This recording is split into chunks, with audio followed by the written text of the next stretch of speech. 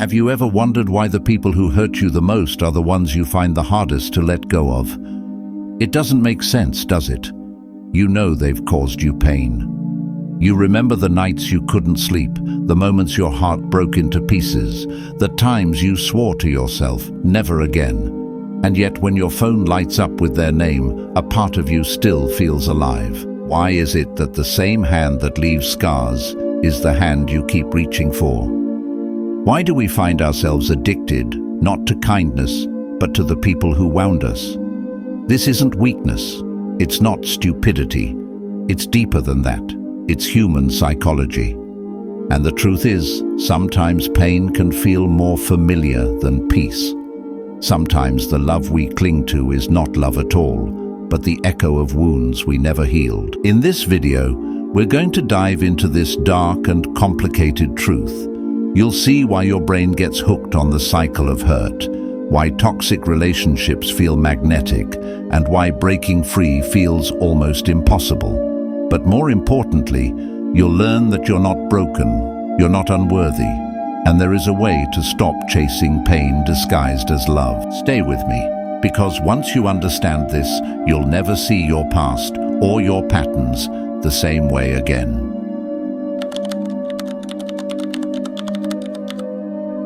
We like to think that comfort is found in soft places, warm hugs, kind words, safety. But here's the paradox. Sometimes pain becomes our comfort zone. Think about it. If you grew up in an environment where love was inconsistent, where affection was mixed with neglect, where approval was always conditional, you unknowingly learned to connect pain with love. That's why, as adults, many of us gravitate toward relationships that mirror that early blueprint. It feels familiar. It feels like home. But here's the tragic part. Familiar doesn't always mean safe.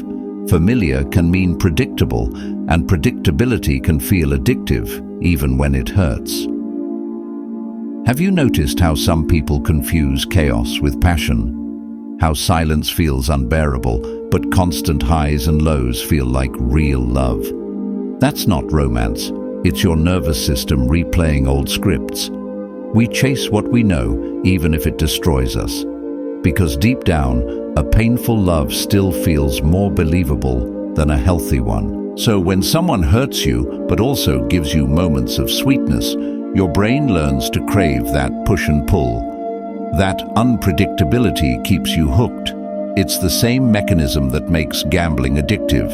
You never know when the reward will come, but when it does, it lights up your brain. And so, you stay. Not because you like being hurt, but because part of you has learned that hurt is the price of love.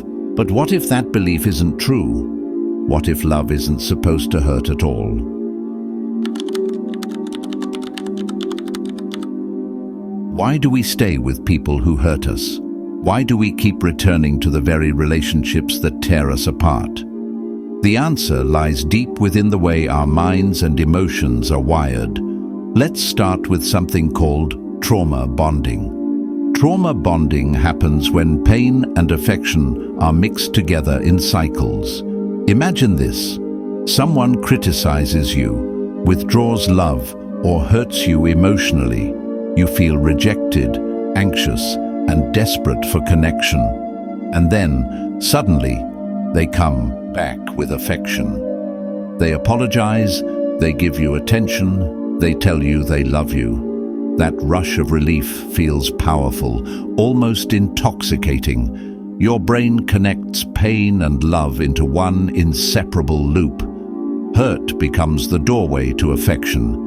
And once your brain learns this pattern, you unconsciously seek it again and again, even if it destroys you. It's like emotional gambling. You don't get love every time, but when you do, it feels so rewarding that you're willing to endure the pain just to get that fleeting moment of closeness.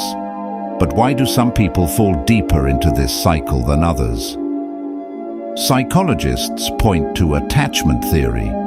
If, as a child, you had parents who were inconsistent, sometimes loving, sometimes distant, you may have developed what's called anxious attachment. In adulthood, this shows up as craving closeness but fearing abandonment. You find yourself clinging tighter to people who hurt you, hoping they'll finally love you fully. On the other side, there's avoidant attachment. Maybe you learned early on that depending on others would only lead to disappointment, so you push people away. But ironically, avoidant people often get drawn into relationships with those who hurt them too, because pain feels safer than vulnerability. Here's the truth. No one consciously chooses pain. You don't wake up one day and say, "I want to love someone who breaks me." But your unconscious mind, shaped by old wounds, pulls you into situations that feel familiar. Think about it this way. Imagine you've spent years living in a room with dim lighting. At first it feels gloomy, but eventually your eyes adjust. You get used to the darkness. Then one day, someone opens the curtains and the sunlight floods in. What happens? You squint. You feel uncomfortable. You want to close the curtains again. Not because the light is bad, but because it feels too intense, too different, too unfamiliar.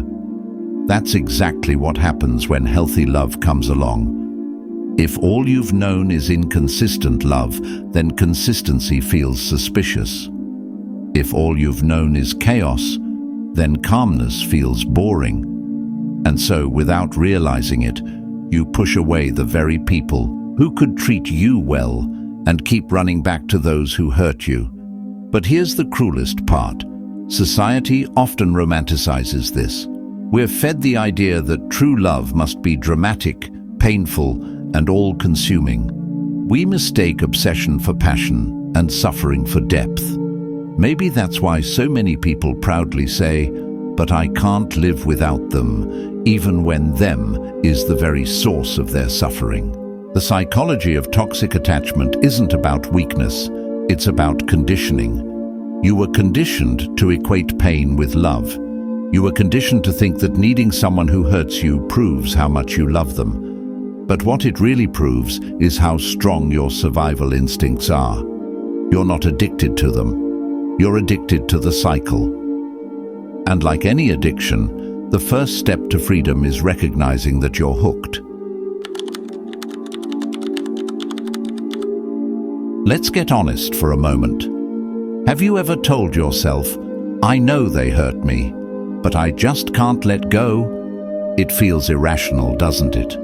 Almost like you're trapped in a loop you can't break. And the truth is, you are. But not because you're weak or because you don't know better. You're caught in a loop because your brain itself has been rewired to confuse hurt with love. Here's how it works. Every time someone you care about withdraws from you, criticizes you, or makes you feel abandoned, your brain interprets it as a threat. Stress hormones flood your body. Your chest feels heavy, your stomach tightens, your thoughts race. You panic, not because you're dramatic, but because your nervous system is screaming, "I'm about to lose love, I'm about to lose safety." And then, the moment that same person comes back with kindness, even the smallest gesture, your brain releases dopamine, the feel-good chemical. That dopamine rush feels like oxygen after suffocation. You feel relief, joy, even euphoria. But here's the catch. Your brain starts associating the pain with the reward. Just like a gambler keeps pulling the slot machine handle hoping for a win, you keep holding on, hoping that after enough hurt, love will return. This is why people say toxic love feels like a drug, because it literally is. Your brain gets addicted to the cycle of pain followed by relief. The more the cycle repeats, the stronger the bond becomes. It's not just psychological, it's chemical. That's why leaving feels like withdrawal. That's why silence from someone who hurts you feels unbearable. And that's why a single text, a single smile, a single apology from them feels so powerful, because it relieves the ache your brain has been drowning in. But let me ask you, do you really want love to feel like addiction? Do you really want to confuse chaos with intimacy? The philosopher Erich Fromm once said, "Immature love says, 'I love you because I need you.' Mature love says, 'I need you because I love you.'" When you're addicted to someone who hurts you, what you're really saying is, "I love you because my brain needs the high that only you give me." And that's not love. That's survival. Here's something most people never realize. Your brain doesn't just chase pleasure, it also chases what's familiar. That's why, even when someone treats you with genuine care, it doesn't feel real. Your brain is suspicious, uncomfortable, almost restless. You think to yourself, "This can't be love, it feels too calm." And so you end up pushing away the people who could love you gently, and running back to the storm that feels like home. Let me paint a picture. Imagine you grew up in a house where thunder was constant. The sound of storms became part of your everyday life. Years later, you step into a house where there's only silence, peace, and sunlight. At first, you feel uneasy. You think, "Where's the thunder? Where's the storm? This doesn't feel right." And so you run back into the rain, not because you like getting wet, but because the storm is all you've ever known. That's what happens in toxic love. You've been taught to confuse turbulence with connection, but here's the truth you need to hear. Love is not supposed to feel like war. Love is not supposed to keep you up at night, wondering if you're good enough. Love is not supposed to be a prize you earn after enduring pain. Love is supposed to feel like safety. Love is supposed to make you softer, not harder. Love is supposed to expand you, not break you. Yet, until you recognize how your brain is confusing hurt with love, you'll keep mistaking chains for closeness. So, let me ask you, what do you really want? The temporary high of chaos, or the lasting peace of real connection? Because until you answer that, you'll remain trapped in the cycle. Let me ask you something. When was the last time you looked in the mirror and didn't recognize yourself? Not your face, not your body, but your spirit. That quiet thought of, "I used to laugh more, I used to feel lighter, I used to dream bigger." That's what staying addicted to people who hurt you does. It doesn't just wound you in obvious ways. It breaks you slowly, silently, in places no one else can see. At first you tell yourself, "It's not that bad. Everyone has problems. Maybe I'm just overreacting." You minimize the pain because facing the truth feels heavier than carrying the hurt. But little by little, something shifts. You stop laughing at the small things. You stop believing in your own worth. You start questioning if you even deserve love without pain. And here's the cruelest part. The longer you stay, the harder it becomes to leave. Because every insult, every dismissal, every betrayal chips away at your confidence until you convince yourself you have nowhere else to go.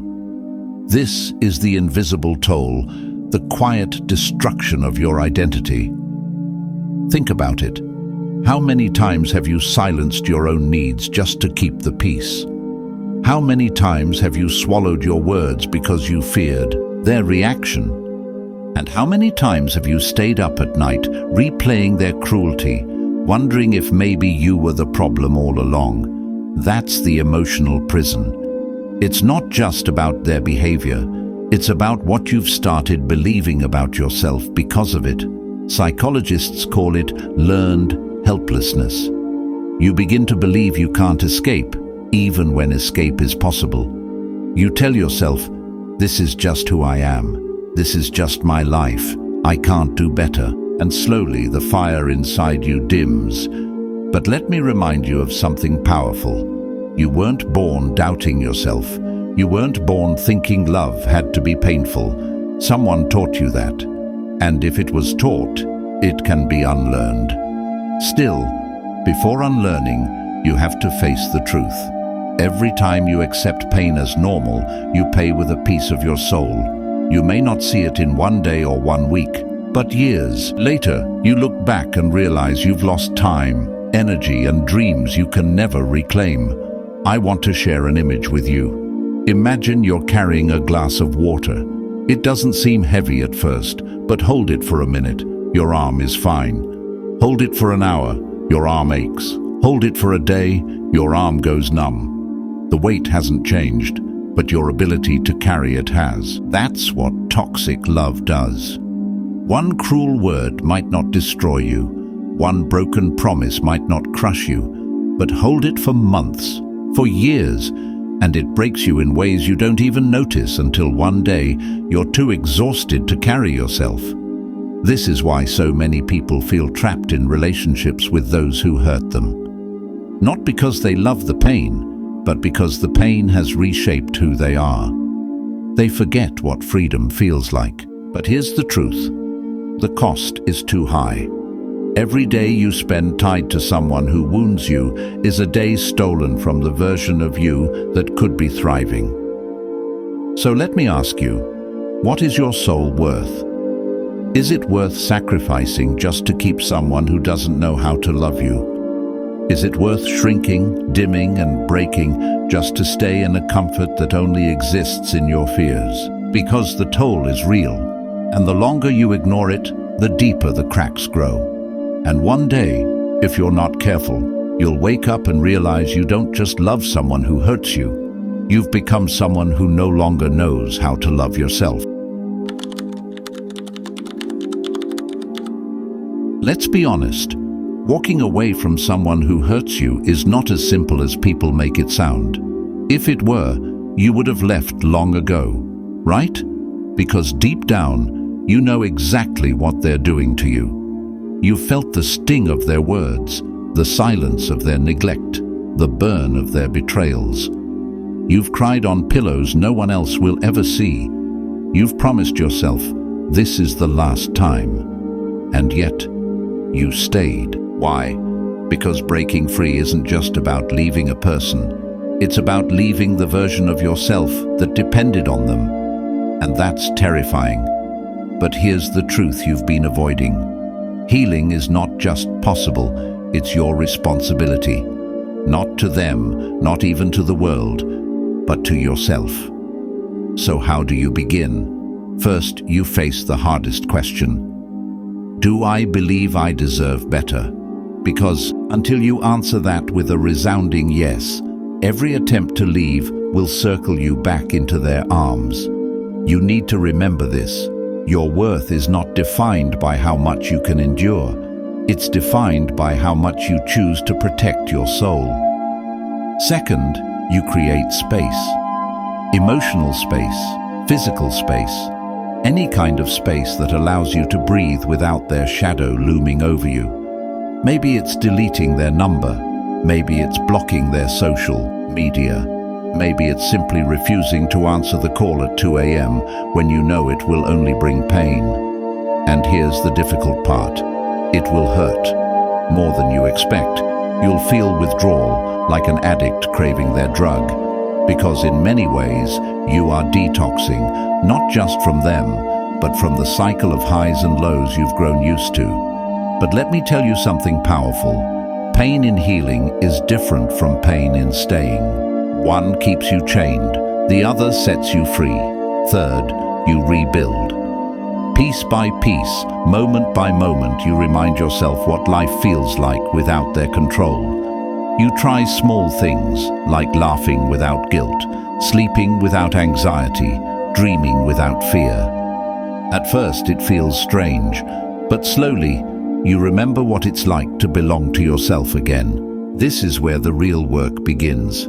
You start asking yourself, what do I want outside of them? Who am I when I'm not shrinking to fit their needs? What kind of love do I actually deserve? Because here's the secret, they may have broken you, but they don't get to write your ending. You do. And maybe your ending is stronger friendships. Maybe it's building a career that lights you up. Maybe it's loving yourself so deeply that you never again settle for someone who confuses love with control. I know what you're thinking, but what if I end up alone? And to that I'll say, Isn't being alone better than being broken? Isn't silence better than begging to be heard? Isn't freedom better than chains? Aloneness is not emptiness. It's a chance to fill your life with people, dreams, and moments that actually nurture you. And one day, when you least expect it, you may meet someone who doesn't trigger your wounds but helps you heal them. Someone who doesn't make you question your worth, but celebrates it. Someone who proves that love is not meant to break you, but to build you. But here's the truth. You can't meet them until you first meet yourself.